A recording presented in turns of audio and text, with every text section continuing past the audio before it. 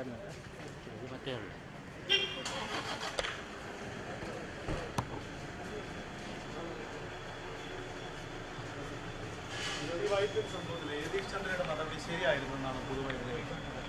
ഈ വൈപ്പിൻ സംഭവത്തിൽ നിങ്ങൾ ചെയ്തത് ശരിയാണോ? നിങ്ങൾ എന്താ ചെയ്തത്? പുതുവൈപ്പിനിലെ കാര്യം യതീഷ് ചന്ദ്രയുടെ കാര്യം ക്ലിപ്പ് ചെയ്ത് ഒരുമിച്ച് ചേർത്ത് കൊടുത്തു. യതീഷ് ചന്ദ്ര വൈപ്പിനിൽ പോയിട്ടുണ്ടോ? ആദ്യം നിങ്ങൾ ആ സത്യം പറയും. യതീഷ് ചന്ദ്ര എപ്പോഴാണ് വൈപ്പിനിൽ പോയതെന്ന് നിങ്ങൾ ആദ്യം പറയും. അത് ആദ്യം പറയും. പുതുവൈപ്പിൽ നോക്കുക. അതല്ല, ഇല്ലില്ല. നിങ്ങൾ കാണിക്കുന്നത് പുതുവൈപ്പിലെ കല്ലേറിലും അവിടെ ഉണ്ടായിരുന്ന കാര്യത്തിലും ചോര ഒലിപ്പിക്കുന്നവരെയാണ് യതീഷ് ചന്ദ്രയുടെ ആളായിട്ട് കാണിക്കുന്നത്. അത് തെറ്റാണ്. യതീഷ് ചന്ദ്ര ഇവിടെ പ്രധാനമന്ത്രി വന്ന ദിവസം വാസ്തവത്തിൽ വലിയൊരു ത്രെട്ട് പോലും ഉണ്ടായിരുന്നു. ഞങ്ങൾ പുറത്ത് പറഞ്ഞിട്ടില്ല. മനസ്സിലാകുന്നുണ്ടോ?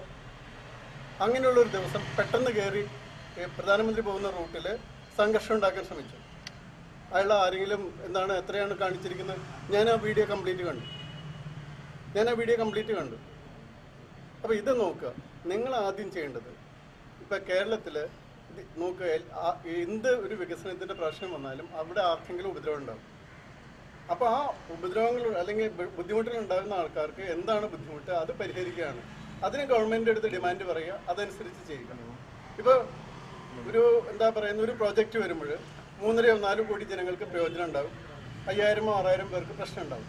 ആ 5000-6000 പേർക്ക് മാക്സിമം പ്രശ്നം ഉണ്ടെങ്കിൽ അതിലെന്താണ് നടപടി സ്വീകരിക്കേണ്ടതെന്ന് ഗവൺമെന്റിനോട് ചോദിക്കുകയാണ്. അപ്പം അതല്ല നമ്മളിപ്പോൾ കേരളം മാത്രമാണ് ഇങ്ങനെയുള്ളത്. ഇപ്പം കേരളത്തിലെ റോഡുകളിൽ മുഴുവൻ വാഹനങ്ങൾ നിറഞ്ഞു. 4 ലൈനൊന്നും ഉണ്ടാക്കാൻ പറ്റിയില്ല. എന്താണ് കാരണം? 3000-4000 ആൾക്കാർ കൂടി ഒരു ഒബ്ജക്ഷൻ കൊടുത്താൽ ആ ഒബ്ജക്ഷൻ അനുസരിച്ച് പോവുകയാണ്. അപ്പം 3.5 കോടി ആൾക്കാർക്ക് യാതൊരു പ്രശ്നമില്ല. ഞാൻ പറയുന്നത് പോലീസ് നടപടിയിലേക്ക് വരുന്നത് അതുകൊണ്ടാണല്ലോ. അപ്പോൾ അവിടെ ഒരു പ്രോജക്റ്റ് 2009 നടക്കുകയാണ്.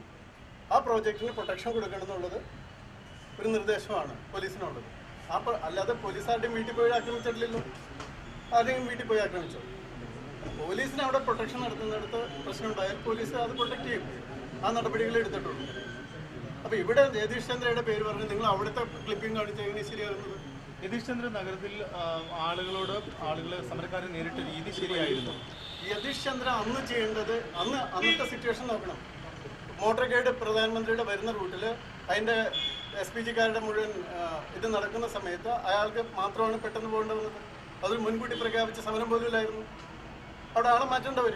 എന്തായിരുന്നു അന്നത്തെ ത്രെറ്റിനെ കുറിച്ച് സാർ സൂചിപ്പിച്ചിരുന്നത്? ആ ത്രെറ്റ് പ്രധാനമന്ത്രി ഇവിടെ വരുന്ന സമയത്ത് ഇവിടെ ഒരു ടെറർ മൊഡ്യൂൾ ഉണ്ടായിരുന്നു. മനസ്സിലായോ? നമുക്ക് ആരും റിസ്ക് എടുക്കാൻ പറ്റില്ല.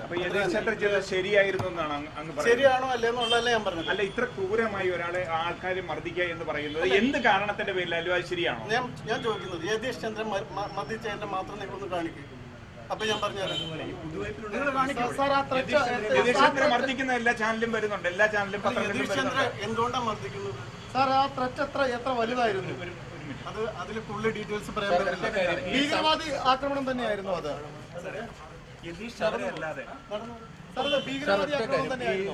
ഈ സമരത്തിന് പിന്നിൽ ഈ തീവ്ര സംഘടനകൾ ഉണ്ട്. തീർച്ചയായിട്ടും ഉണ്ട്. കാരണം അവിടെ ഒരാളില്ലാത്തവരും സമരത്തിന് വരുന്നുണ്ട്. അതുപോലെ യതീഷ് ചന്ദ്ര അല്ലാതെ മറ്റൊരു ഉദ്യോഗസ്ഥർ പുതുവൈപ്പിൽ നടന്ന ആക്രമണത്തിൽ പരിക്കേറ്റ ദൃശ്യങ്ങൾ കണ്ടല്ലോ. അത് യതീഷ് ചന്ദ്ര മറ്റൊരു ഉദ്യോഗസ്ഥർക്കെതിരെ നടപടികൾ സാധ്യതയുണ്ട്. നോക്കൂ, നമ്മൾ ഈ കാര്യത്തിൽ ശരിയും തെറ്റും എല്ലാം നോക്കണം. ഇത് ചോദിച്ചുകൊണ്ട് ഞാൻ പറഞ്ഞതാണ്. ഈ ചോദിക്കുന്നതിന് നിങ്ങളുടെ ഏത് ന്യൂസ് 8 ന്യൂസ് 8 നിന്നാണ് വിനോദ് എന്ന് പറഞ്ഞാൽ വിളിച്ചിരുന്നത്. അത് വേറെ എന്തോ കാര്യത്തിന്.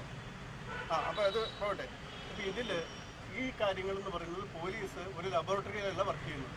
ഫിസിക്സിൻ്റെ കെമിസ്ട്രിയുടെ ലബോറട്ടറിയിലല്ല. അപ്പോൾ പോലീസിന് ചില സമയത്ത് വളരെ കൃത്യമായിട്ട് ഒരാളെ പിടിച്ച് മാറ്റാനൊന്നും പറ്റില്ല.